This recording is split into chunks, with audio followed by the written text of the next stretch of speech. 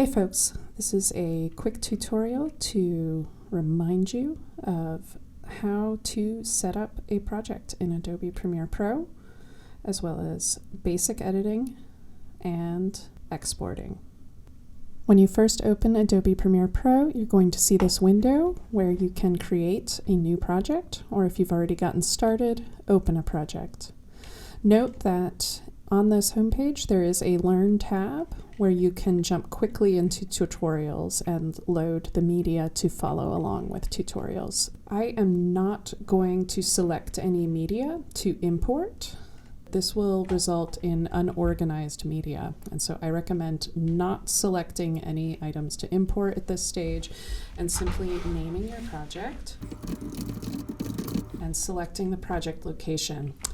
The project location is probably going to default to an Adobe Premiere folder on the documents. You want to choose your location and save it to the folder that you're working on, and so this might be on an external hard drive, ideally the temp drive if you're working with local storage on a particular computer in the Media Lab. And now that I have the project named and the file location established, I'm going to click Create in the lower right corner. So when you first open Premiere, you might have a Learn tab that is open. This is another way to access tutorials. I recommend closing this tab and focusing on getting your workspace set up. To close a panel, you right-click at the tab of the panel and select Close Panel. It'll go away and the space will reorganize itself to fill the space that's been left over. This is a very standard editing setup where we have our source window, our program window, our timeline, our toolbox, our audio levels, which I'm going to shrink slightly, and then our project. This is the project folder. What I'm going to do is select the footage that I want to bring into the project from my external hard drive. And so I'm going to go to my raw footage folder. This is where I've pulled in footage from my SD card, or in this case, from another Adobe tutorial. I'm going to pull the footage in and it will import. If you have multiple folders of footage, you could pull in the folders and the folder structure should remain unless you've changed a setting. In the project window, there are several different ways to view the footage. There's thumbnail view, list view, and then storyboard view, which allows you to rearrange the footage in freeform. So this can be used to help you storyboard or lay out your project. For this case, I'm going to use the thumbnail view. Because I have a lot of footage, I might want to move this window to a new location. So in this case, I'm saying I want it to take up the entire left side so that I can see more of what's going on. I'm going to close the media browser, right? And so this is what I mean when I say you can customize your space. When I press Shift 1, Shift 2, Shift 3, Shift 4, you can see I'm moving through the windows. Shift 3 is the timeline window. This is where all the magic happens. The timeline is where you create your sequence. So to get started, you would pull a piece of footage down into the timeline. And if there are no sequences, this parenthetical, that action is going to create your first sequence. Premiere will automatically name the sequence the name of the footage. So you might want to call this Edit 1. You can have as many sequences as you need in Premiere. You can tell that this is a sequence because of the icon in the lower right. The icon in the lower right of these other clips indicates that these are clips with sound. So that little waveform icon indicates this is a clip with sound. You'll notice that this piece of footage that I pulled into the sequence now has two blue lit up icons. So the video portion of this is being used in my timeline, as is the audio.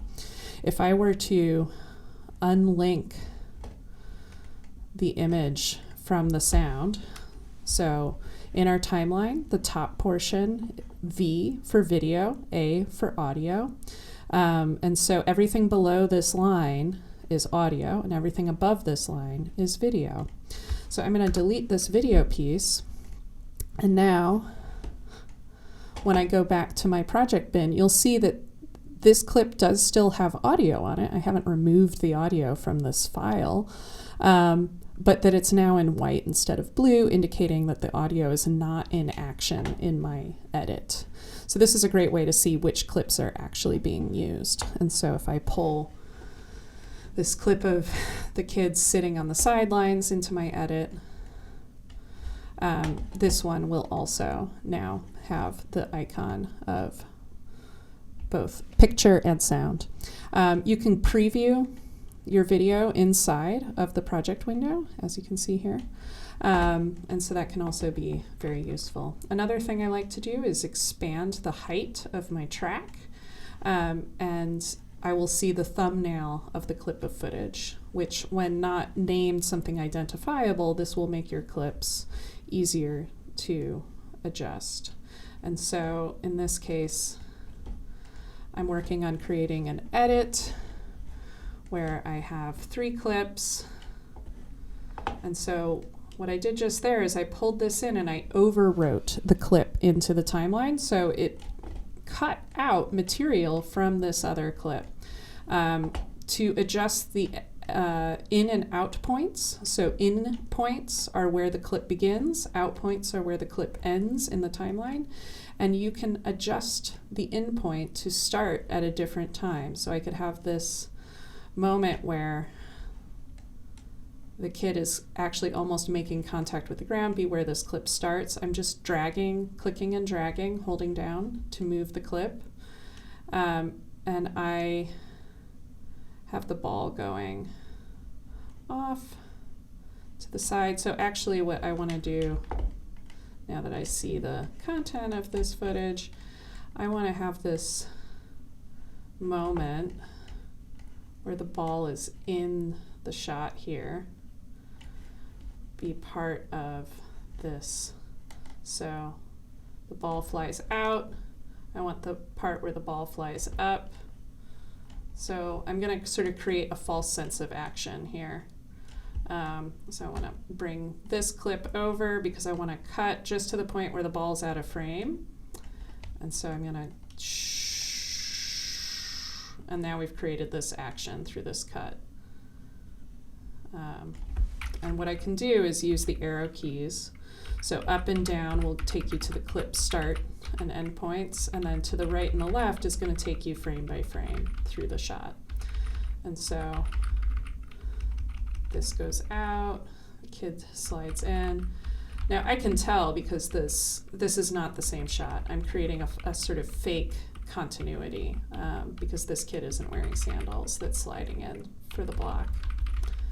But I do want to make a kind of believable moment. And so we have folks watching from the sidelines. Maybe not convincing. It might make sense for me to cut it the other way and go from wide shot to close up. I think I did that in class and it worked a lot better. So anyways, let's say that this is my edit and that I'm all done. So what I'm going to do is set an out point. Remember those in and out points? They apply for your timeline as well. So if I set my video to start here and end there, this beginning piece that I just played, this isn't going to be included in the export. And so when you set in and out points, you need to make sure, and I'm just doing the same thing here, dragging and dropping to make sure that I have my whole video captured. You might want to pull this out a little further, and this will just create a little bit of black at the end of your video. Or you might do the same thing and move all this over and add a little black to the start. So once this is set, and you've pulled in this is only 3 clips, you're expected to have 5 clips in your continuity edit. I'm going to hit Command M, which is also findable here by going to Finder, Export Media. You have to be selected on the timeline that you are editing. If I am selected on source and I go to File, Export, it's grayed out because there's no media here to export. If I had a clip open here and I went to File, Export, it's lit up, but all I'm going to do is export a clip. I want to export my edit, so make sure that you have the timeline window selected, and then I'm going to go to File, Export Media, Command M, and you're going to see the whole screen change. And you'll also see that we went from import, edit to export. So these are quick ways to jump. Maybe you're like, actually I want to make one more change. You can jump between these phases of the project. I don't use import. Again, it's not very functional. Edit, export. So I'm going to get to export. You want to create an MP4 file. That's an H.264 format. Match your source, right? So when you match your source, that means you're going to get the same quality as what you were editing. I'm going to choose where this file goes. I want it to go into my continuity folder. I want to name it Lavatelli Continuity. And I'm going to say save, and it's going to add that MP4 for me. You don't need to type it. And I'm going to make sure that video and audio are turned on. If you didn't have audio, you might turn the audio off, right? And then it's just going to import or export the video. But I'm going to turn that back on because I want to export both audio and video. And you'll see that the range source into out. You could also say entire source if you know that you messed up your in and your out points. And then there's going to be two options down here in the lower right. There's send to media encoder or export. If you click export, the file will export. You'll get a progress bar and you'll be stuck waiting for it to export. If you click send to media encoder, and this may not work because it is not installed on this computer. So when you do select send to media encoder is installed on all the computers. What it does is it takes all of this information and sends it to a queue so that you can keep working in Premiere on another project while your video is exporting. And so this is a really useful tool. In this case, because it's not installed, I'm just going to click export. My video is exported successfully. I get a little message to tell me that. And so now I can go to Finder and go to my drive, go to my continuity folder, and there's my Lavatelli continuity project that I just exported for me to put onto the Google Drive to submit the project. For tools, we're just sticking with the arrow tool for now and doing adjustments. The cut tool is the only other one you might want to use. This is a razor blade, just like an Audition. It allows you to add cuts to a clip. And just like Audition, this is non-destructive. Anything I do to these clips, it's not damaging the files. So I can right-click on any of these clips and get a huge menu. And one of these things is Reveal in Project. And so I can go back to the original clip, double-click on it, open it up in the source window, and look at the full duration of that clip if I didn't use the full duration, right, in my file. I can also double-click on it from the timeline, which does something different. You'll see here we have in and out points to show what my edit was of the entire clip. And so the entire clip is longer from what I've selected in here. The other thing I can do is say Reveal in Finder. And what that'll do is open up a Finder window, which is the computer's interface for looking at what's on hard drives. And it will show me where that file is on the computer. Another thing that can happen is you might do something silly like rename your project folder. And then when you come back to Premiere, everything turns red and you get this media offline message. And it's going to cue you to find the media. So this is this thing I keep trying to explain. Premiere Pro doesn't have any of your footage in it. All it's doing is pointing at those files that are located on your hard drive. And so what I need to do is teach Adobe Premiere where I put those files, or the fact that I renamed the folder. So if I go back to the raw footage Antigua folder and look for this file, A001C037 09 FG, oh, here it is. And then I click on this once, and it will show me the path and the full file name so that I can double check that these two things match. And so I'm going to click OK, and all my footage has been found just by showing it where one of the clips was, because nothing moved. I just renamed a folder. All the files are still there. I just need to tell Adobe Premiere where to find them. And once I told it where one of them was, it's smart enough to find all the rest. And so when you get that media offline, don't freak out. It just means that Adobe doesn't know where your footage is, so you have to teach it where your footage is. This is why the very first thing you should do is set up your project file, create a raw footage folder, and dump all the footage you captured into that folder. It's because you will never, ever, ever, ever, ever edit off an SD card, not in my class. So this is your intro to Adobe Premiere and how to export, hopefully useful for folks who are struggling to follow along. Today in class, make sure to save your project, right? And so I'm in Finder. I'm going to click back into Premiere, File, Save. So something's funky with my save. If you get an error window, it's saying it can't save because I don't have write permissions. So I'm going to go Save As. And so I'm going to say Save As, and I'm going to save it onto that hard drive. Ta-da! And then I can quit Premiere.